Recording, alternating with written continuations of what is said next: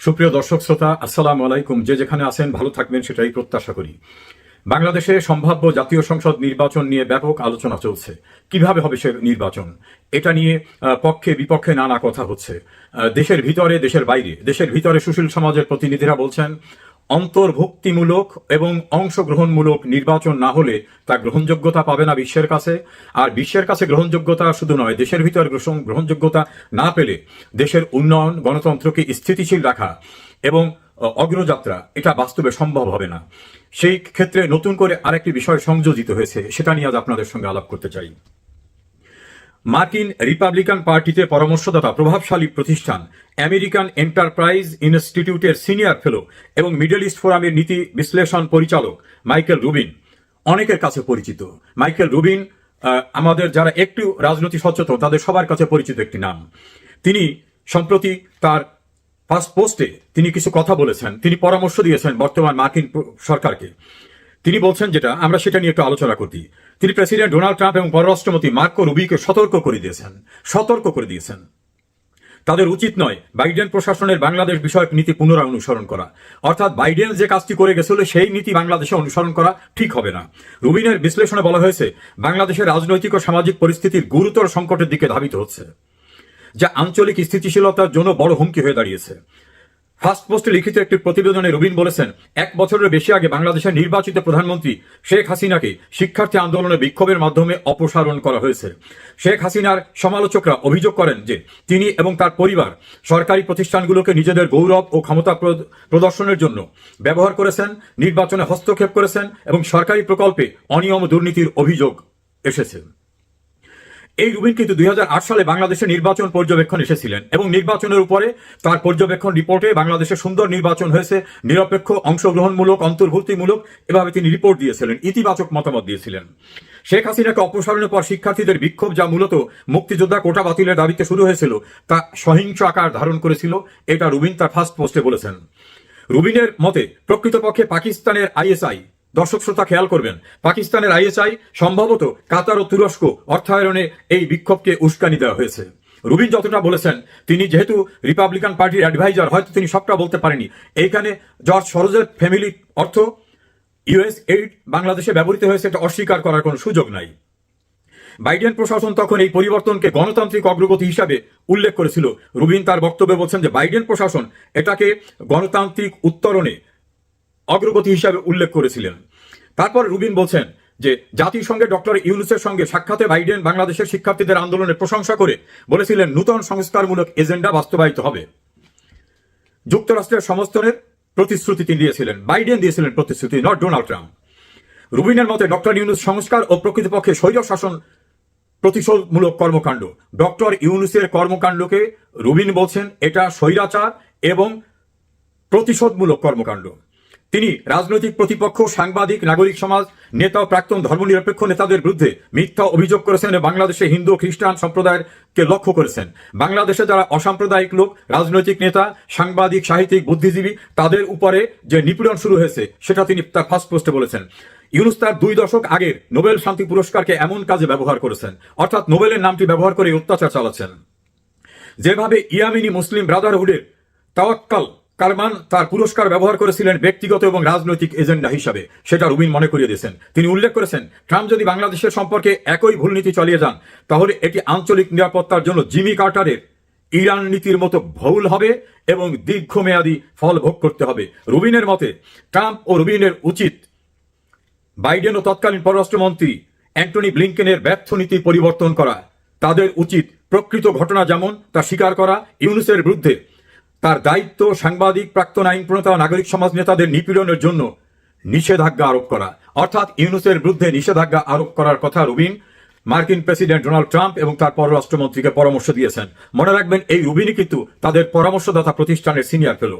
তিনি আরো বলেছেন, যুক্তরাষ্ট্রকে বাংলাদেশের ধর্মীয় স্বাধীনতার পর্যবেক্ষণ তালিকায় রাখতে হবে, জামাত ইসলামীকে সন্ত্রাসী সংস্থা হিসাবে ঘোষণা করতে হবে, আসল নেতৃত্ব হিসাবে, ভেরি ইম্পর্ট্যান্ট, আসল নেতৃত্ব হিসাবে শেখ হাসিনাকে স্বীকৃতি দিতে হবে যতক্ষণ সুষ্ঠু নির্বাচন অনুষ্ঠিত না হয়। রুবিন সতর্ক করেছেন, অন্যথায় দীর্ঘমেয়াদে ধর্মীয় স্বাধীনতা, গণতন্ত্র ক্ষতিগ্রস্ত হবে এবং আঞ্চলিক স্থিতিশীলতা বিপন্ন হবে। কদিন পূর্বে জাতিসংঘ পরিষ্কারভাবে বলছেন তারা অংশগ্রহণমূলক, অন্তর্ভুক্তিমূলক, অন্তর্ভুক্তি এবং অংশগ্রহণমূলক নির্বাচন দেখতে চান। প্রতিবেশী রাষ্ট্র পরিষ্কারভাবে বলেছেন তারা অংশগ্রহণমূলক, অন্তর্ভুক্তিমূলক নির্বাচন দেখতে চান। বাংলাদেশের যারা মুক্ত চিন্তায় বিশ্বাস করেন তারাও সেটা বলেছেন, অধিকাংশ রাজনৈতিক দলও সেটা বলেছেন। এইরূপ পরিস্থিতিতে বিশ্বকে বাদ দিয়ে, বিশ্ব মতামতকে বাদ দিয়ে, উন্নয়ন সহযোগীদের মতামতকে বাদ দিয়ে, অর্থাৎ অংশগ্রহণমূলক, অন্তর্ভুক্তিমূলক নির্বাচনের বাইরে গিয়ে বানরের পিঠা ভাগ করার মতো ভাগযোগ করলে নির্বাচন হবে? অধিকাংশ বিশ্লেষকদের ধারণা এভাবে বাংলাদেশের নির্বাচন করা সম্ভব না। যদিও করে সেই নির্বাচনের চেহারা হবে জিয়াউর রহমানের হ্যানা ভোট, বেগম খালেদা জিয়ার 1996 সালের 15ই ফেব্রুয়ারির ভোট এবং আরো যে সকল বিতর্কিত নির্বাচন আছে সে জাতীয়। সেক্ষেত্রে করণীয় কি?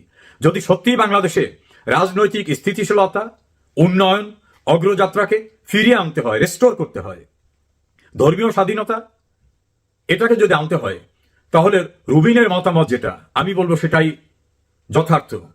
শেখ হাসিনাকে প্রকৃত নেতৃত্ব হিসাবে স্বীকার করা এবং ইউনূসের বিরুদ্ধে নিষেধাজ্ঞা দেওয়া, আর অন্তর্ভুক্তি এবং অংশগ্রহণমূলক নির্বাচনের প্রক্রিয়ায় এগোতে হবে। বর্তমানে যে সরকার আছেন তার নির্বাচনের আয়োজন করার কোনো ম্যান্ডেট নাই, কারণ এই সরকার আনকনস্টিটিউশনাল, অসাংবিধানিক, অবৈধ। কারণ বর্তমানে বাংলাদেশের সংবিধান বলবৎ আছে, এই সংবিধানে এ জাতীয় কোনো সরকারের অস্তিত্ব নাই। আর সংবিধানের 7 সর্বোচ্চ অনুচ্ছেদ, 7-এর 2, 7-এর 1 এবং 7-এর A, সেখানে পরিষ্কারভাবে বলা হয়েছে সংবিধানের বিধিবিধানের বাইরে গিয়ে কোনো আইন করা যাবে না, অর্থাৎ কোনো ব্যবস্থা নেওয়া যাবে না। তো সংবিধানে যে নামটি নাই প্রধান উপদেষ্টা, সেই প্রধান উপদেষ্টা কিভাবে বলে এই সংবিধানের ভিতরে আমি সবকিছু করব? এই সংবিধানই তো তাকে গ্রহণ করে না, বাবাই তো সন্তান স্বীকার করে না, সংবিধানই তো ওই নাম নাই, সংবিধানে তো জাতীয় সরকারের কথাই নাই। Article 57, article 123, article 1393, article 48, article 7, কোনো জায়গায় এই জাতীয় সরকার নামক বিষয় নাই। বাংলাদেশের লিগাল, ইলেক্টেড, রিপ্রেজেন্টেটিভ এবং এক্সিকিউটিভ অথরিটি যেটা রুবিন বলেছেন, আমিও সেটা বলি, সেটা শেখ হাসিনা। তাকে প্রকৃত নেতা স্বীকার করে প্রয়োজন বোধে মধ্যবর্তী, অন্তর্বর্তীকালীন নির্বাচনের আয়োজন করতে হবে। সে আয়োজন নিরপেক্ষ নির্বাচন কমিশন করবে। প্রয়োজনে আরো যদি কিছু সংযোজন করে সেই নির্বাচনকে আরো গ্রহণযোগ্য করার দরকার হয় সেটাও করা যাবে। কিন্তু যেটা আইনে নাই, যেটা বিধান নাই, যেটা বিশ্বের কেউ চায় না, যেটা দেশের অধিকাংশ মানুষ চায় না, সেটা করা যাবে? কনক্লুশনে তো এরকমই বলা যায়, শেখ হাসিনা এবং আওয়ামী লীগকে বাদ দিয়ে বাংলাদেশের প্রকৃতপক্ষে কোনো নির্বাচন, অন্তর্ভুক্তি এবং অংশগ্রহণমূলক নির্বাচন আদৌ সম্ভব না। নানা রকম বিশ্লেষণে বাংলাদেশের অভ্যন্তরে যারা ব্যক্তিগত পডকাস্ট করেন, বিভিন্ন টেলিভিশনে কথা বলেন, তাদের কথার নির্যাসও কিন্তু ঘুরে ফিরে মাইকেল রুবিনের কথা, জাতিসংঘের কথা, প্রতিবেশী রাষ্ট্রসমূহের কথা, একই কথা। ফলত একথাই তো বলা যেতে পারে, আওয়ামী লীগকে বাদ দিয়ে, শেখ হাসিনাকে বাদ দিয়ে বাংলাদেশে কোনো গণতান্ত্রিক নির্বাচন সম্ভব না, স্থিতিশীলতা সম্ভব না। স্বপ্ন অনেকে দেখা যায়, যে স্বপ্ন বাস্তবায়ন সম্ভব না সেই স্বপ্ন যারা দেখছেন, অর্থাৎ আওয়ামী লীগকে বাদ দেওয়া, শেখ হাসিনাকে বাদ দেওয়া, মুক্তিযুদ্ধের পক্ষের সমস্ত রাজনৈতিক দলদের বাদ দেওয়া, অসাম্প্রদায়িক রাজনৈতিক নেতৃবৃন্দ, সাংবাদিক, সাহিত্যিক, বুদ্ধিজীবী সবাইকে কারাগারে আটকে রেখে দেশ শাসন করার, এই স্বপ্ন অনেকে দেখেছিল। জিয়াউর রহমান ক্ষমতায় থাকা অবস্থায় প্রতি রাতে কারফিউ জারি করে টিকে থাকছিলেন। এরশাদ সামরিক শাসন জারি করে দীর্ঘদিন টিকেছিলেন, স্থায়ী হয়নি। গণতান্ত্রিক প্রক্রিয়ায় মানুষের ম্যান্ডেট হলো মূল কথা। একসময় সবাই বলতেন জনগণ কাকে ভোট দেবে সেটার দ্বারা নির্ধারিত হবে যে জনগণের এক প্রকৃত প্রতিনিধিকে। এই জোরালো কণ্ঠে যারা কথা বলতেন তারা এখন জনগণকে ভোট দেওয়ার জন্য তার পছন্দ মাফিক প্রার্থী হতে বাধা দিচ্ছেন কেন?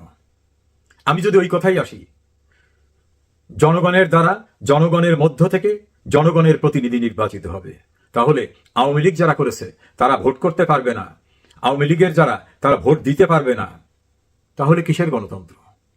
গণতন্ত্রের কোনো সংজ্ঞাই এটা মেলে না।